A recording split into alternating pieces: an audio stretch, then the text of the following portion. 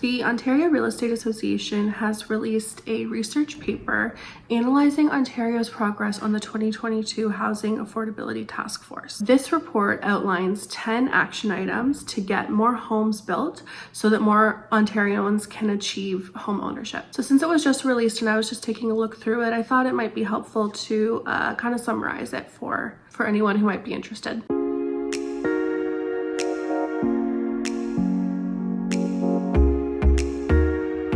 The report starts off by saying the Ontario government has set an ambitious goal of adding 1.5 million homes to the province's housing stock by 2031. This goal reflects the urgent need to solve Ontario's housing affordability crisis, one ultimately driven by too few homes for too many people. While notable progress has been made since 2018, more can and must be done to ensure Ontarians have the homes they need today and in the future. With this paper, OREA hopes to point the best way forward. So OREA goes on to highlight that the shortages of builders, tradespeople, and land, compounded by red tape and a widespread bias against development, as the major impacting factors on housing stock. It goes on to list the government changes to down payments and mortgage qualifications, coupled with rising interest rates and higher borrowing costs as additional barriers to affordable home ownership. And it's also not just home ownership facing these issues. OREA states that supply of both owned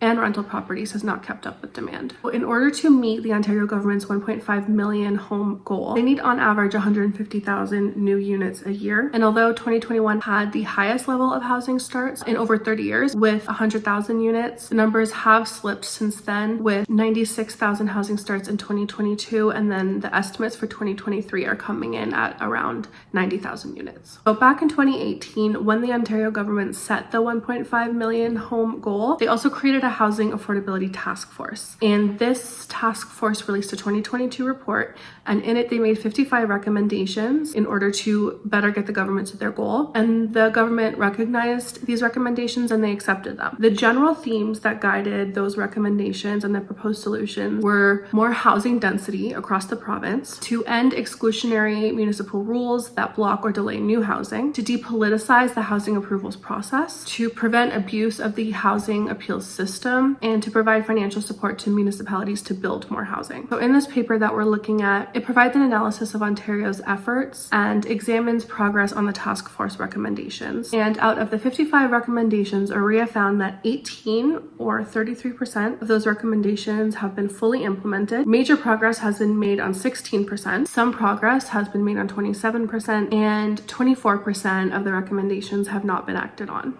OREA does recognize that there have been 4 pro-housing pieces of legislation that the province has put forward, and those have made significant changes. And while they commend those legislative reforms, they have said since aligning those official plans and encouraging growth and ensuring short-term land is available for homes, all of that momentum has really slowed. So based on all of this information and on the progress to date, this paper recommends next steps in 3 key areas in order to get to the next step of building more homes and improving affordability.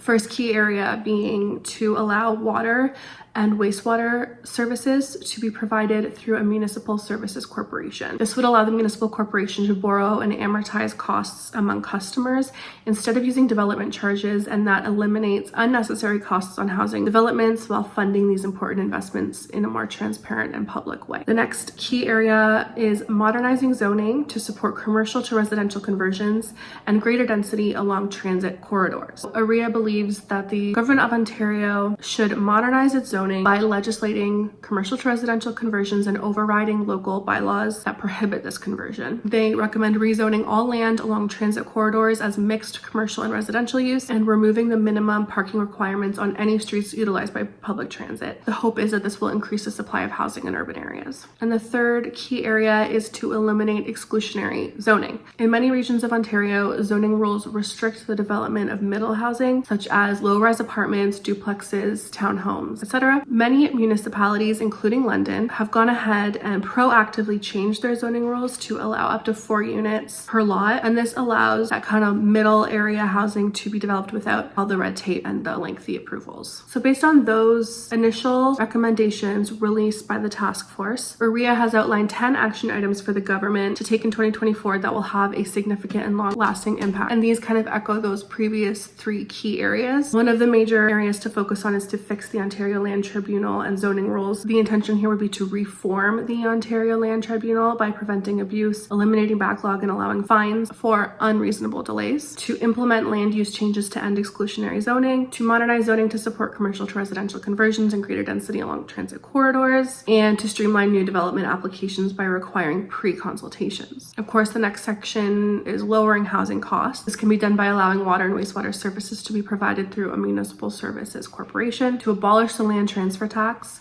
and to reform how municipalities collect and spend development charges. And the last area is more workers and new models of ownership. Of course, increasing the number of skilled tradespeople in Ontario, to fund pilot programs that create innovative pathways to home ownership for first-time homeowners, and to implement provincial loan guarantees and support for innovative ownership projects. So the paper concludes with this: now is not the time to back down. The Ontario government must continue to stand up against red tape and municipal NIMBYism, keeping its foot on the gas when it comes to increasing housing supply. All 10 action items outlined in this report are critical to ensuring Ontario continues to create future generations of homeowners. Together, they would provide more resources for projects and infrastructure that enable growth, improve planning consistency, help ensure adequate infrastructure is in place, address short-term land needs, and improve affordability across the province. That is a really brief summary of the 132-page document that was released by OREA today. Hopefully you found this interesting. I'm curious to hear what your thoughts are on this report, so please feel free to leave a comment below, and like, share, subscribe if you want to see more information like this.